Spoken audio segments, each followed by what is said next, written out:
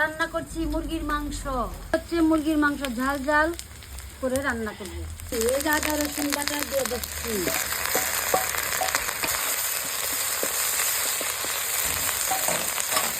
এই দিয়ে দিলাম হলুদ গুঁড়ো, স্বাদ মতো লবণ। মশলাটা নিয়ে এখন ভালো করে কষিয়ে নেব।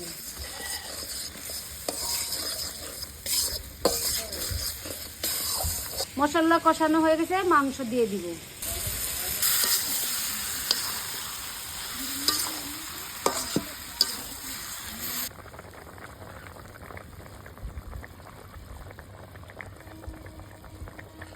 বন্ধুরা, ফুলকা ফুলকা লুচি দিয়ে আর তার সাথে এই যে মুরগি কষা দারুণ হবে বন্ধুরা।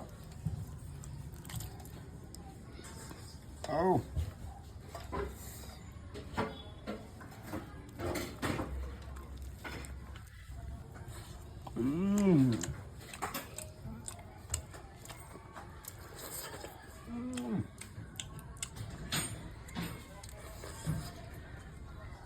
দারুণ হয়েছে বন্ধুরা।